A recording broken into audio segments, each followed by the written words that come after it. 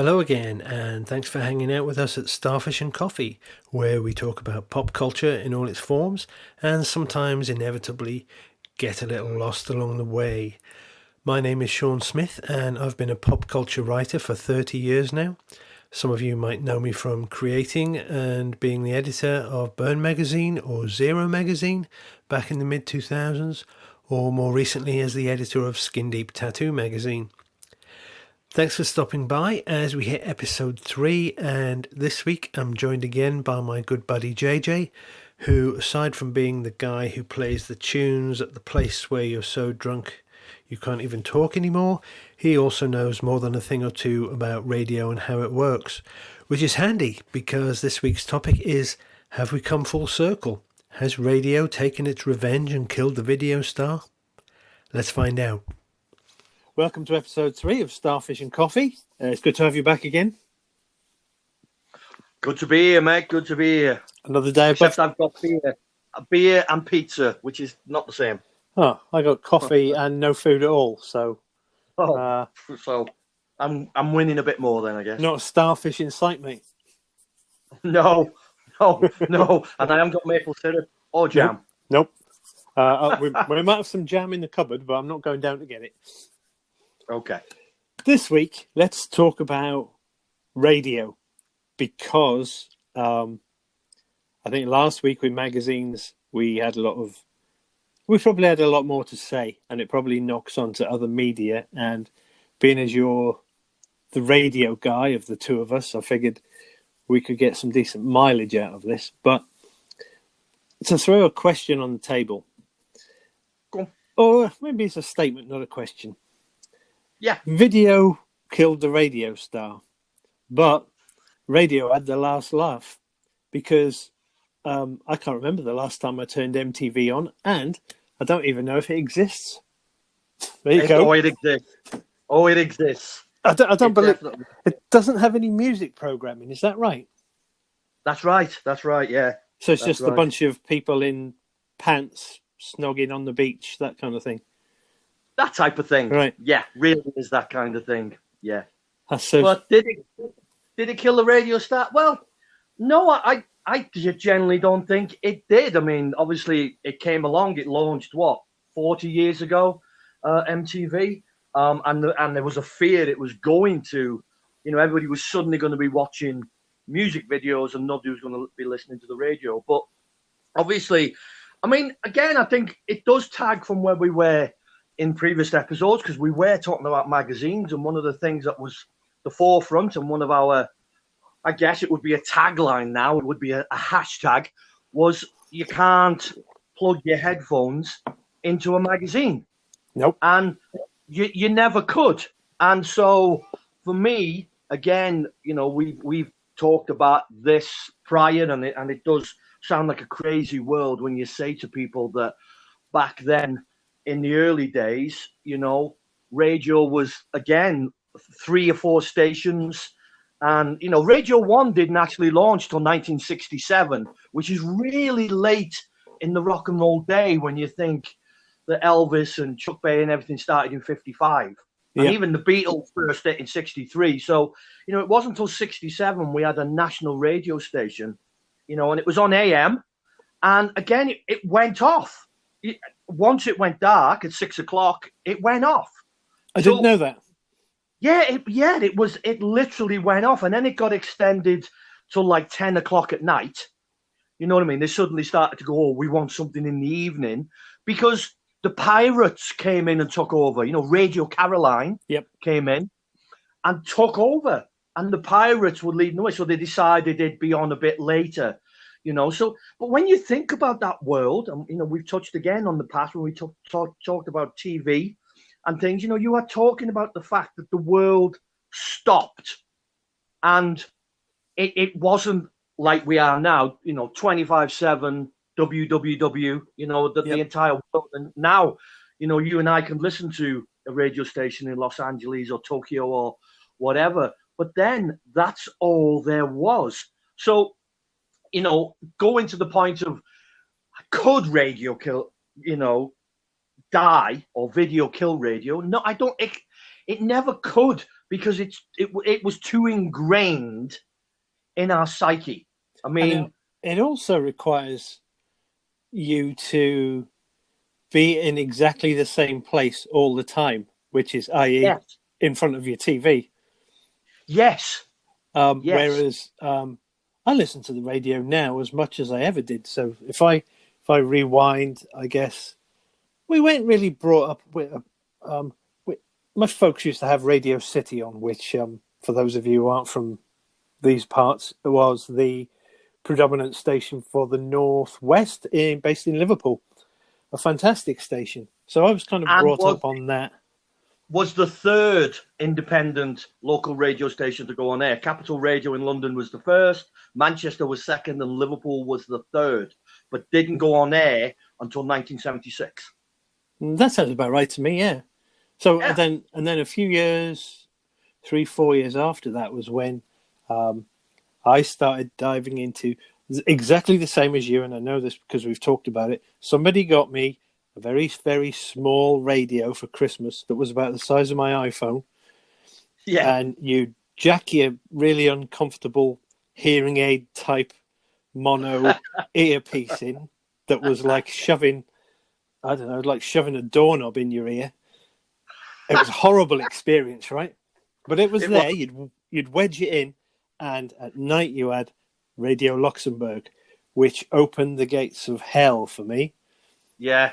And I stuck with it a long time. When I left home, I know we're both rockers essentially, but I used to listen to Radio Signal, which I believe is Stoke-on-Trent, quite late at night.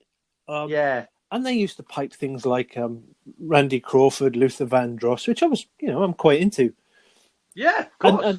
And radio never went away. It just you just flipped. And now I listen to, we've got internet radio. I listen to The Raven, which is from South Dakota, I think, somewhere like that. But your choice is phenomenal. There's billions of it, and you can move with radio, but there's no way you could ever move with MTV. It just catered for a demographic that then died, I guess. But touching on the magazine thing that we did last week, and we talked about, Lester Bangs, and we talked about Rolling Stone, and we talked about, Kerrang, we talked about Ray Zell, or, Yep. These people were tastemakers, and basically what they did was we trusted them because they said this album is good. We bought that album and it was good. And we went, ooh. And after a while being in that bracket, you ended up owning 10 albums that were really good. And so this guy you trusted, and you went, you know what? I like this guy because he's recommended a lot of records that I now love. And radio did the same. So in the tastemaker sense, you would listen to something, and if you found a jock or a specific DJ that you were kind of like, yeah, I like listening to him late at night, like say with your earphone plugged in and checking it out. If he played records that you went, you know what, I like that I like that Luther Vandross song. I checked it out, and you know what, I checked out the album, and it was a good album. So suddenly, this guy becomes the guy that you go, I want to know more of what he's playing, because a lot of what he's playing I like, and he becomes your mate. And as stupid as that sounds, he becomes somebody. He becomes the equivalent of when me and you used to trade tapes, and you'd go to Penny Lane, or I'd go to whatever, and I'd go, I got this band and it's great, and you'd go, I don't know if I want to pay money for that, and I'd go, I'll stick it on a C45, C90, whatever, and you'd listen to it, and you did the same for me. And that's what they became. They became someone that you listened to, and you went out and you bought the record because you trusted that, they played one or two singles, you liked them both. And whether that was Kid Jensen on Radio 1, or whether it was Emperor Roscoe late at night on Luxembourg, or it was Phil Easton on the Great Eastern Express on Radio City. That's a good example, yeah. Great example. Tommy Vance on the Friday Night Rock Show, which became a staple around the country. That's what they become. They become somebody you feel you know, who are recommending and saying to you, check this song out. And you go, I like that. That's a boss song. I need to hear more. And you're off to the record store. And that is what can't be replicated by a VJ or just 24/7 non-stop videos, because there's nobody interacting with you. There's nobody chatting about how they feel about that record. That's quite an art, really, as well, isn't it? So it must be like being on stage, where I know I've not actually done this myself, but if you're on, I've heard rumor that if you're on, say, X Factor, the idea is that you perform to just one person, not 100,000 or 10,000, but just one, and that's what you perfect when you're a DJ. Is just talking to. You can imagine it was your buddy sitting at home, and it makes it a lot easier, and you get your message across better, I think, as well. But that's what you perfect regardless of what you're doing. You know, even if you're doing a magazine, you are kind of going, I'm going to put this magazine out, and I'm going to put this magazine out, and it's the magazine I would want to read. You know, that was the Burn ethos. Yeah. You know, and you put it out there, and then suddenly other people start going, this is great. I really like this. And you go, so it's not just me. Yeah. It wasn't just me. And I'm not alone. You belong to you almost feel like you belong to an exclusive club. And it is that one person tells one person. And regardless if you end up with only 100 or you end up with 100,000 or 1 million, it's still one-on-one. And that's the beauty of it. And that is the very correct absolute beauty of it. Do you think that's why radio has stayed around? Hmm? Do you think that's why radio is still a thing? I do. I mean, they forever. I mean, yeah. What you got? 8-9 million people on the breakfast show at the moment on both Radio 1 and 2. Absolutely, that's a lot of people. That's a lot of people, mate. That's 10% of the country. That's a lot of people. But it's because, I mean, I guess, when you break it down to semantics, I get in the car and I put on the radio, and those guys are talking to me about what's going on in the world, and whatever, whether that's a pandemic or it's an election or it's somebody dying or whatever it happens to be, the topical thing. It's not me. It's not for me. I don't really resonate with it. But obviously, a whole lot of people do resonate with that, and it is their life, and they connect. But when you break it down to individually, I'm only going to resonate with the guy that's on Absolute, and he's talking about when he went to see, Oasis at Nebworth, and I go, I saw Oasis at Nebworth. I remember that. What a gig. Weren't they great? The Charlatans were fantastic. And suddenly, I've got a connection with him. And that's what you do, I mean, the whole idea of this podcast, again, if you've got 1 million people or you've got 10, at the end of the day, the reason people connect with it is because they know that emotion and that feeling of connection. Do you think that's where we're heading? I know there's some, is it Mixcloud who are about to change the rules with personal radio programming and paying the artists? Yes. Yeah. It's fantastic. So for those who don't know, if you're in the mood for putting a radio show together yourself, you can host it at a million places. But Mixcloud have found a way, working on it to make it legit. Everyone gets paid. You don't get in trouble. Yeah. And it sounds like the ideal, but that's going to open the doors to so many people doing the same thing. That's going to flood the market. It would be very much like podcasting, where only the strong survive, I guess. Well, again, we're on a platform at this moment. We're on we're on a podcast platform, and what the platform we're recording it on is owned by one of the big guns, one of the big streamers, and they've got a situation in place where you can go and get some of the music that's on their streaming platform and put it in your podcast. And so me and you could stand here right now, and I'd say to you, Yeah, one of the bands I've been checking out, and I think they're huge on radio and big in magazines. Red Rum Club from Liverpool, and all of a sudden, the bots go and find that, and they go and find Red Rum Club, and they get it from the streaming thing, and then we go and we'll see you in 5. And then Red Rum Club comes in and that plays for 5 minutes, and we come back and we go, I really, really like that, man. That was really more. You say, no, man, that wasn't for me, or whatever it is.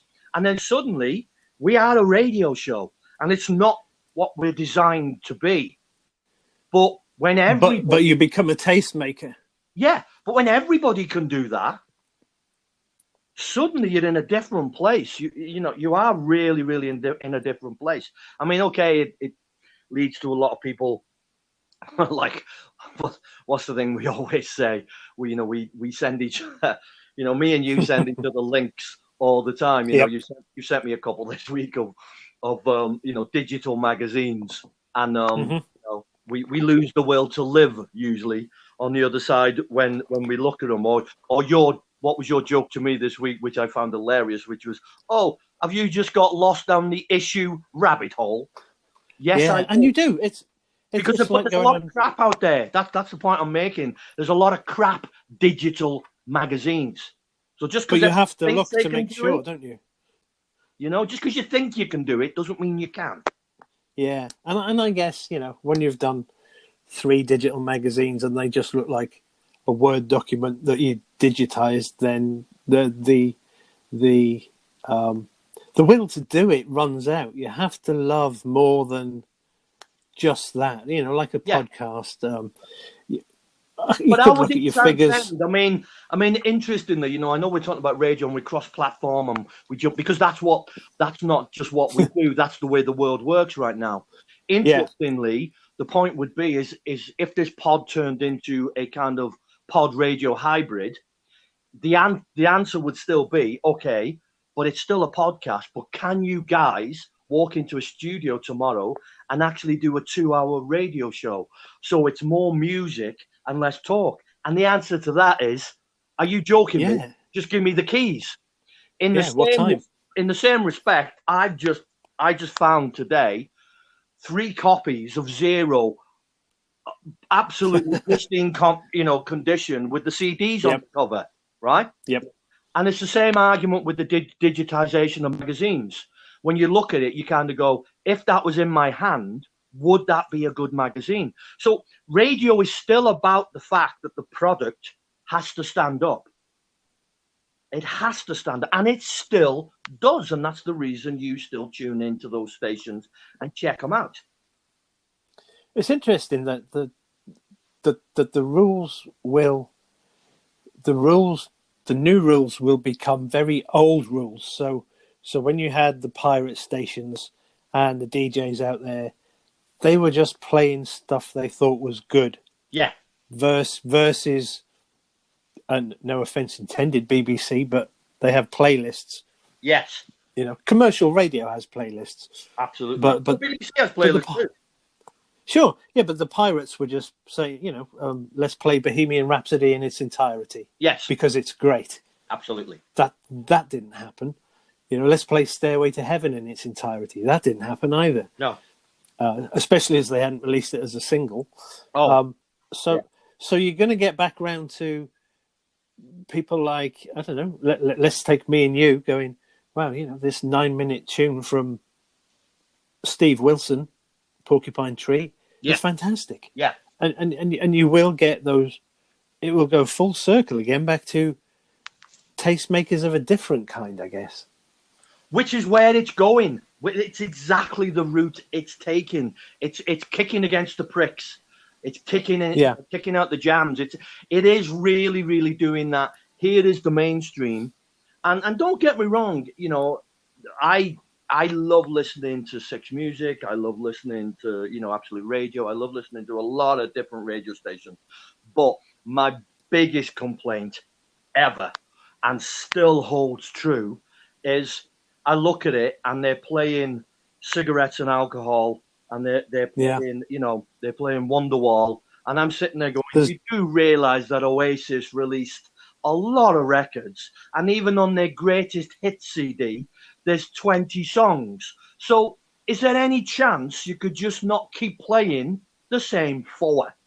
And if that's It's a fear, isn't it? Free All Right Now. I love All Right Now, but I need to hear an album track from a Free album that I lifts my ears and I go, oh, and that might actually make me go, who's this? Yeah.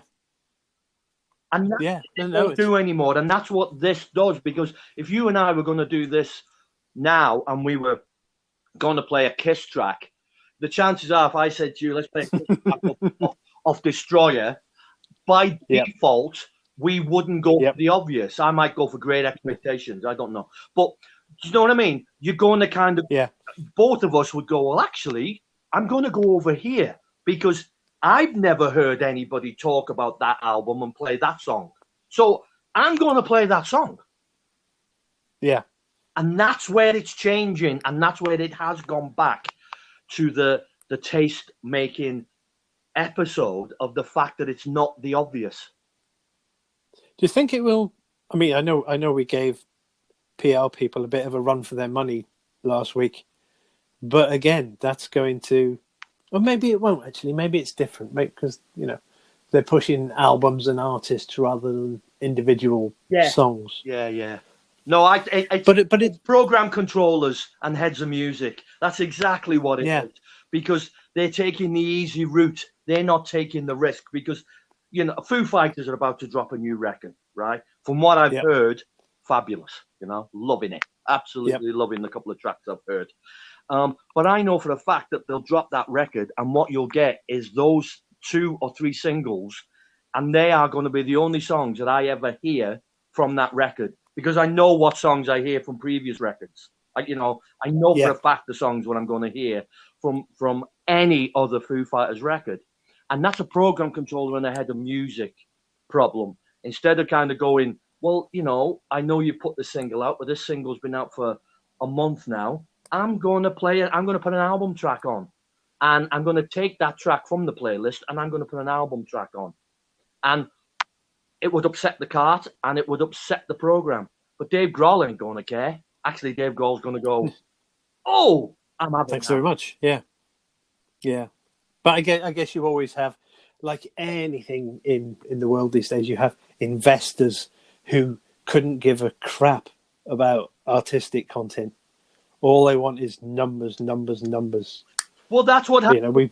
That's what happened to Crash. When Crash launched in Liverpool in the mid '90s. The whole point about it was supposed to be like XFM. It was supposed to be the alternative, and it launched and it got a bunch of DJs, and the music was kind of alternative indie rock. It was kind of NME meets Sounds meets Kerrang type of vibe. It was very, very alternative.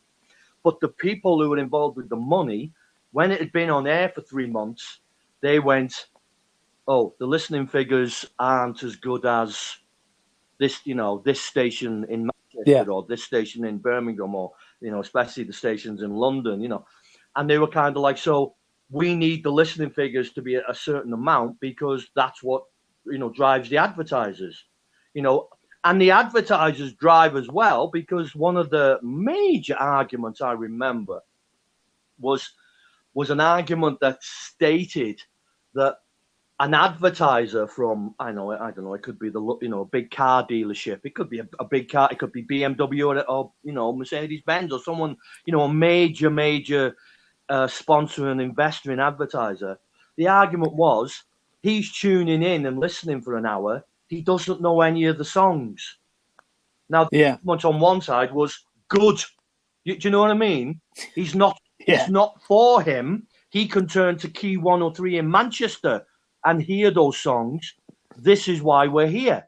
But then the argument on the other side is he's like, well, no, I don't know any of these songs, so nobody knows these songs, so I don't think anybody's listening, so I'm pulling that 20 grand account. This is almost a mirror image of what we were talking about last week. Absolutely. With the PRs controlling what you could talk to artists about. Yes. It seems to be that, and this is probably in everything, that marketers get hold of things and they they spoil everything. They spoil every great idea because they have boxes they have to tick to prove that they're worth paying a salary to. Yeah. But the world is changing fast. Well, once we get to that individual, the best example of all is Joe Rogan, who went from nothing to millions to being. Imagine how much money, I don't know how much it is, but it's probably a lot that you'd have to be given to say, come off Apple Podcasts and YouTube. Yeah. And go exclusively with us. Yeah. So if Joe decided, his show's already 3 hours long, most weeks, most days. Yeah. And if he turned that into a radio show as well, or a spin-off radio show, he's going to command a lot of listeners. And I'm sure that behind Rogan, there is other podcasters equally as good. But again, dozens and dozens of them. The fact that if there's a great episode that's not that old with Joe when he talks to Post Malone. Fabulous episode. I love Post Malone anyway. I love his attitude. His tattoos are off the wall. The guy is just out there. For me, I think he's a modern day warrior. But the Joe Rogan of 3 years ago couldn't have had Post Malone on because he'd have said, I want Post Malone, and the people in the background would have gone, but nobody knows who he is. And you don't know who he is. And he'd have gone, but I don't care. I'm not asked about that. That's not why I want him on. I want him on because I like him and he's interesting. But they'd have gone, but you've got to be, because it needs to hit X amount of listeners this week, and these are the numbers it needs to get to. And if you do an interview with this guy, and you do an interview with this MMA star, it'll hit numbers. But if you do an interview with that guy, it won't. And that's what's got to happen. And he had to go, like everybody has to do, he had to go, okay, and grew it. And then obviously the turn was hitting ridiculous amounts of listeners, which then gave him the opportunity basically to do what the hell he wanted. But the point being that let's say, you and I are bad examples of this, but how many hours does the normal human being stay awake for?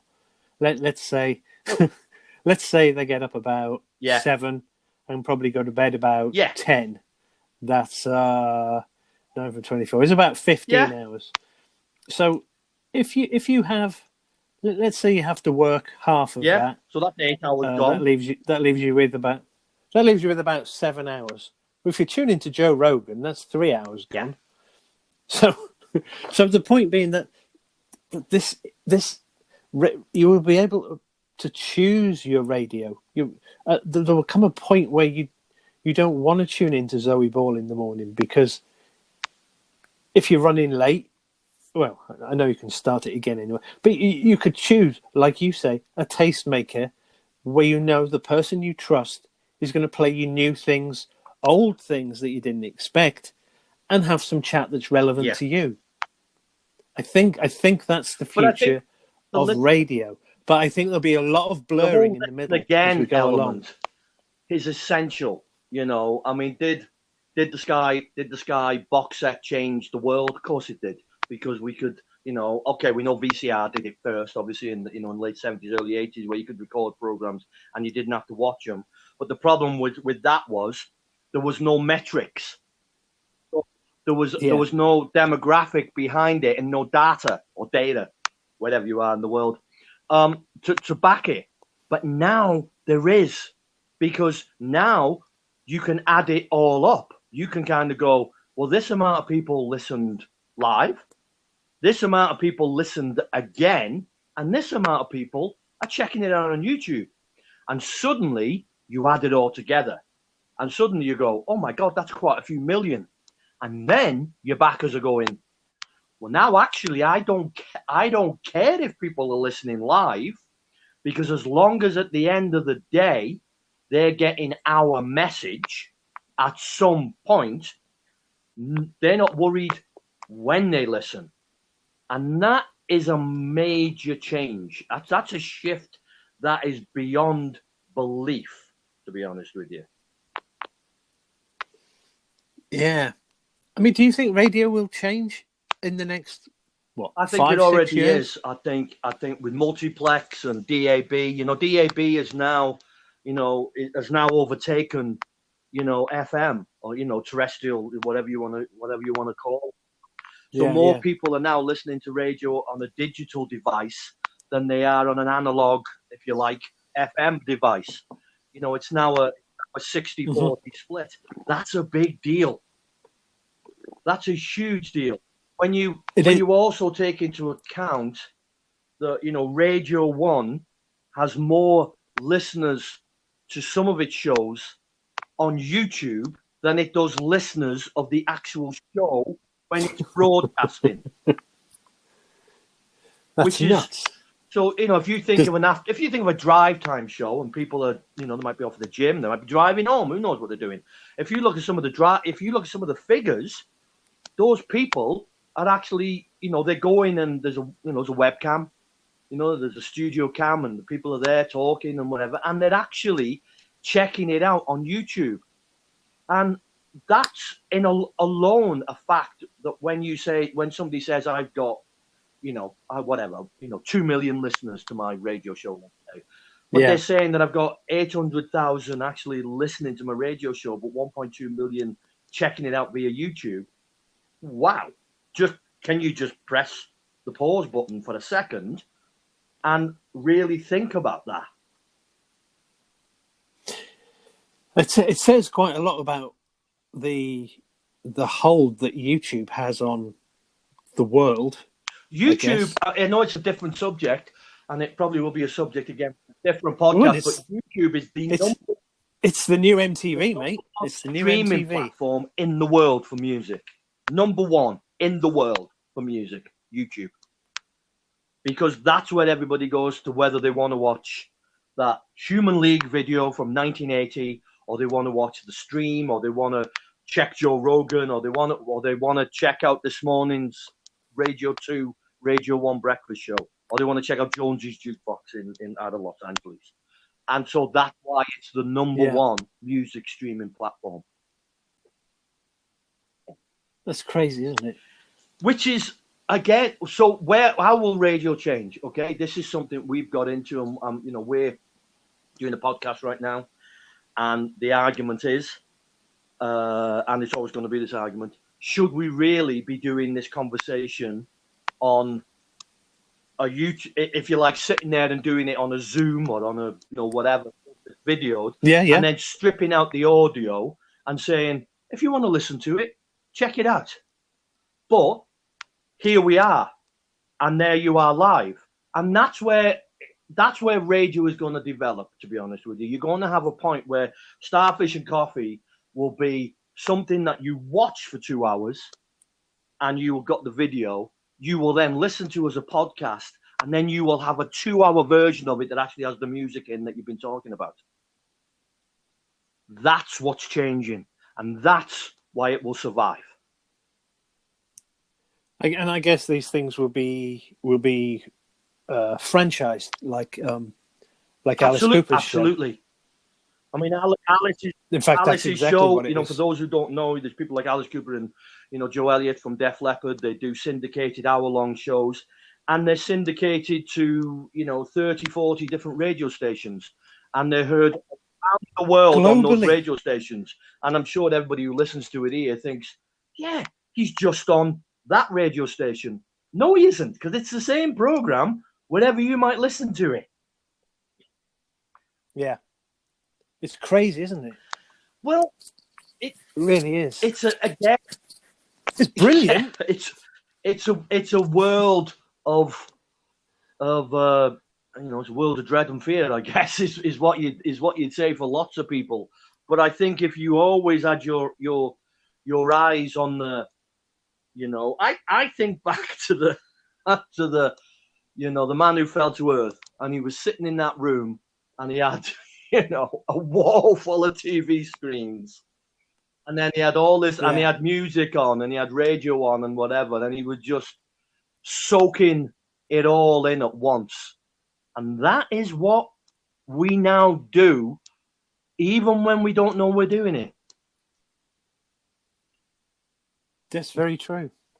It's just, I mean, to go back to the original sort of point of it all is what is the purpose of radio today? And I think it's the same as it always has been, which is to entertain.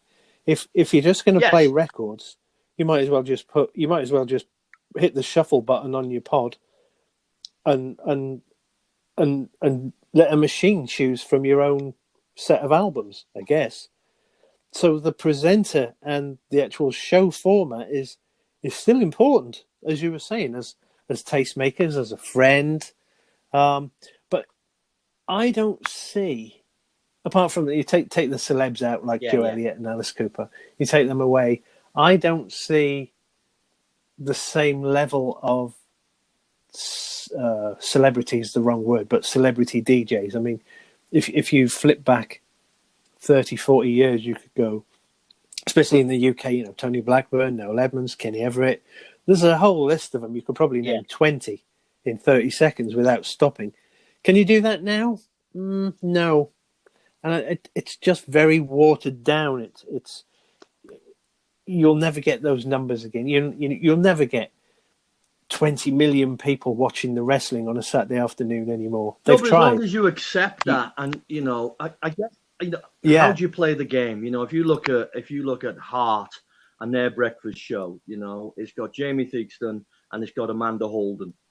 Now, more people watch that show on YouTube than they do listen to it, and I think the reasons are obvious. So at the end of the day, they sit there and they go, we've got good listening figures and we've got good viewing figures. And when you add the whole thing together, it's a lot of people for our advertisers to be selling their tin of beans to. So it does strip back to that base. And also, if you check out, if you listen to Greatest Hits Radio, which is, I mean, it's like a Friday night out. You're listening to it and you've got, whether Level 42 or Kool and the Gang or whatever. And I guess in the olden days, you'd say that was Housewife's Choice. Well, it still is Housewife's Choice. The biggest show on the TV, or one of the biggest viewing shows on the TV, is the Bake Off. Now, people who watch the Bake Off, if they are housewives and they're sitting at home, they're listening to Greatest Hits. They're listening to Steve Wright in the afternoon. And that hasn't changed. So my mum in the kitchen cooking a bad of breathe, your mum in the kitchen cooking, listening to Radio City. To be honest with you, the demographic remains. Do you know, as a slight aside here, kind of Bat Out of Hell came on the radio. Was it the full version or the edit? Okay. No, the edit. And my girlfriend said to me, "Why was Meatloaf so popular?"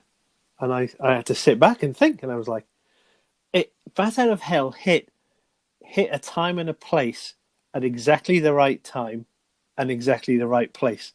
And I went and looked up how long it was in the oven baking, and Jim Steinman and me spent 10 plus years trying to get that album out. They got rejected from everywhere. And then I flippantly said, I think it's the best-selling album of all time, and I went to look. But it's up there for sure. But the best-selling albums specifically in the UK are the best of Queen, absolutely, the best of ABBA, the best of Queen 2 or whatever it's called, absolutely, and the best of the Eagles, and Bat Out of Hell. And then you've got your likes of Thriller and those kinds of things. So but if you and I were that's launching what you're up against. A radio station today that we wanted people to listen to, right? And we were like, no, we've got to have listeners. What are the 5 albums you're going to go and get and strip them into MP3s and put them in your playlist? And you're going to be making sure that you're playing them because they're the biggest selling records of all time. And when you also consider that If on the back of that, and here's an interesting diversion again, on the back of that, the official chart company, the OCC, that are responsible for all the top 20 albums, top 20 singles, right? 10 years ago, they stripped it out, and they made a ruling that if an album was older than 10 years, no matter how much it sold, it wasn't eligible for the chart. Yeah. And when you dig into it and you find out that Bat Out of Hell, Dark Side of the Moon, Let It Be, and a whole raft of these albums are still selling enough records to be in the top 10 if they were eligible every year. So when you have a radio station, those are the records that you're going to play. Well, radio's a weird one, isn't it? Because if you're driving along, and I wouldn't sit at home ever and say, I'm going to play Dead Ringer by Meatloaf. No, those ever, words ever left your mouth. And yet, if I was driving with the radio on and it came on, of course you I'd would turn it up a little bit. It's a different thing. It's very isolation, and somebody's playing it for you that you don't have no choice over. You can, you can't fast forward it. You can go, this is a great song, or this is a not so great song. But either way, it's still sitting there. Absolutely. And they're going to play it to the end. It's but radio made those albums. You know, radio made Thriller sell a gazillion copies. You know, the Eagles. I think the Best of the Eagles is the best selling album in the USA, but that's very peculiar to the States. You never heard the Eagles over here. No, not on the radio. But when you look at if you look at the number one, if you were to go on and you look at the number one selling artists of the last 5 years, the name Ed Sheeran would come up. And if you would go then and look at the tour that grossed the most ever in history, the name Ed Sheeran would come up. And if you then would go and look and see the most played artists on the radio, guess whose fucking name comes up? Yes, correct, listeners. Ed Sheeran. Not mine. Because people want to listen to it. They bought the record. They want to see him live, and they want to hear it on the radio when they're driving to work or they're driving back and to. And that is how it works. Yeah, that is absolutely the business. But getting back to my complaint from before, and I'm going to keep saying it, that I happen to like the Ed Sheeran albums. I like them a lot. I think they're very, very diverse and complex records. But I also still get annoyed with the fact that the guy's put out 3 albums and I still only hear the singles on the radio. So I still believe that trick is still there, that people have got to be doing. Surely people must still be tuning in and kind of going, can I just hear something else? Or are the listening figures that good that they're saying, well, no, people don't. And that's the argument. People don't want to hear nothing else because we've still got good listening figures. So why would we not play the 3 singles off the album? Now, I'll tell you what's interesting, and this relates to something, and I can't remember where I read this either, but as a generation of young music fans come up behind us, whereas we were very artist orientated, they are not. You can be in the car, say with your kids, and they go, oh, I like this song, turn it up. And you turn it up and you go, who is it? And they go, I have no idea. I just like the song. It makes your playlist. They don't care who it is. So you can see why radio would do that old thing of never playing. You know, if you took an arse end track of an Ed Sheeran album and no one knew what it was, do you switch off? Do you turn over in search of Castle on the Hill? because that's what Well, again, you but you want. I put the don't nail know. on the head there it's in a many tricky one. respects, because you're saying, you're driving down the road, you're driving the kids to school, Castle on the Hill comes in, they shut up, you're turning up a bit loud, they sing, and it makes it a bit of an easier journey from A to B at 8:30 in the morning. That's great. If they play that arse end track and it comes on and they go, what's this? Turn this off. I don't know. And you go, it's Ed Sheeran, the one who does Castle on the Hill. And they go, but this isn't Castle on the Hill. Turn it off. Yeah. And that is where it lies. And that is why radio's like it is. Because you only have to listen to commercial radio and the competitions they run with, if you hear Dua Lipa 3 times in a row, ring us up and you can win 10 grand. If you're up for 10 grand, you cannot turn that station off all afternoon. And you're still there, and you ring up and you're spending your 10 pence or whatever. And that's how it works. Yeah. Somebody wins 10 grand. And if you, having been at the sharp end with Juice FM and all that kind of stuff and commercial radio, and seen all the kind of zeros and ones, the actual truth is, which some people tell it, some people don't, but I certainly do tell it as a truth. The absolute fact is that for everything you hear that's given away on the radio, they make 5 times as much as whatever they're giving away. So guaranteed. 10 grand, they've made 50. So at the end of the day, that's their game, because they know they can. Because for everybody that calls up, they get their 50p or a pound, whatever it is in the modern age, whatever it is. And at the end of the day, to be honest with you, mate, if you and me could sit here right now and go, somebody in the next hour is going to win £1,000, call 0800 who gives a shit.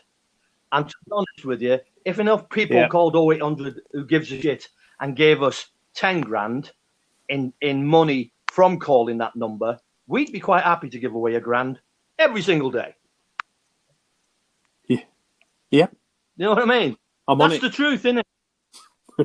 Yeah. But, and that's what you're keeping them there for. That's exactly what you're keeping them there for. Which is interesting with the whole idea of podcasts, commercials, the radio zone, is that you don't have that. You will be fostering a very small but loyal audience based on what you do, rather than what you can get from what you have to offer. Rather than, it will go back to that pirate radio mentality of, I'm doing this because I love it. I'm not sitting on a boat getting seasick for a laugh. I'm doing it because I love this stuff and I want you to hear it as well. And I don't care what the PRs say or the marketers. I've got a plan for us, and here it is. But it's the same as, to be honest with you, if Zane Lowe came on and said, right, coming up today, I've got this exclusive interview with Dave Grohl. And, the first 100 people that manage to get this question right will get, the new iPhone 252, whatever we're on now. Yeah. And, and you look at that and everybody will be sitting there going, ooh, 100 people, those iPhones are like, I don't know, 500 quid each. I don't even know how much they are. But if they're 800 quid, 500 quid, whatever it is, they do the maths. And suddenly they're sitting there going, he's giving away £5,000 worth of iPhones. But of course he isn't, because they cost however much they cost to actually make and produce. But he's got you. He's absolutely got you, because people are going, I like Dave Grohl. I like the Foo Fighters. I don't mind Zane Lowe. I'm not adverse to a bit of beats. And you know what? I'm going to listen for those 2 hours, and I'm going to press that button, and I'm going to tweet. Give us a retweet, give us a reshare on Facebook or Instagram, wherever the socials are. And I'm going to share that to the world, and I'm going to let the world know that this is happening, because I might get myself a brand new phone. Is that any different than call 0800 who gives a shit and win £1,000? Absolutely not. So no, not at all. So I think we can safely say that MTV didn't kill anything at all. It killed itself MTV by was just becoming a blip. By becoming it did what kill it itself. wasn't set out to be. Crap. in many respects, I watched. There's anybody who likes watching kind of documentaries and likes a Sky documentary, and as obviously Sky, I don't know if it's on other platforms. I don't watch other platforms, so I wouldn't know. But there is a great documentary called "I Want My MTV." That is all about the birth of it and where it came from and the risks they took to get it on air, and the fact that they didn't have any money and everybody said it wouldn't work. And after watching it, the first thing I turned to my partner to say was, do you know what? In 2021, there's room for video to kill the radio star yet again. And that's what it keeps doing. And that's what we keep doing with every genre we talk about here. It reinvents itself. Well, MTV is now Yes. YouTube, surely.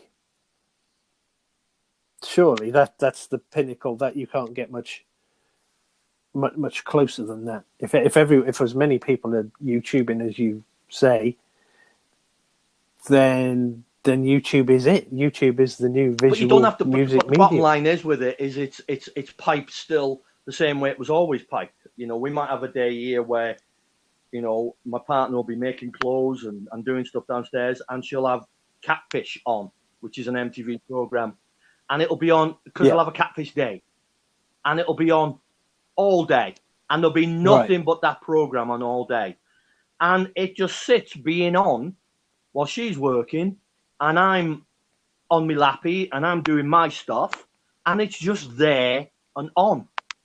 It's no different. Like the radio used to be. I guess you just get used to things being on in the background, don't you? And the world's changed. It's a comfort Talk thing. Radio changed everything. If you're the mindset that you like, Geordie Shore, if you're the mindset that likes the Real Housewives series, these are incredibly popular programs. Love Island. These are incredibly popular and money-making programs. So, I mean, we've nearly done an hour. Nope. We've not talked about Howard Stern, which was important. We've not talked about how freaking terrible French radio is. And going, that's just French radio. We can hit that with Sirius XM. Sirius, for anybody who doesn't know about it, is a satellite radio station in America. They've just agreed to pay Howard another $5 million a year for 5 years, which is not bad money for sitting there playing records and talking shit, no matter who you are. But Sirius is clever because you can go on there and there's the Queen channel, the Foo Fighters channel, the Beatles channel, the Kiss channel. And you can just have a channel dedicated to your favourite band if that's what you want. So, isn't that strange that you do that rather than, I don't know, maybe it's the surprise of, what will come up next. But it usually, Foo Fighters are about, touch on it because Foo Fighters are just about to launch their own Sirius channel.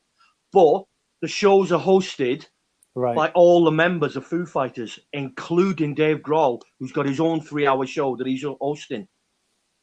So,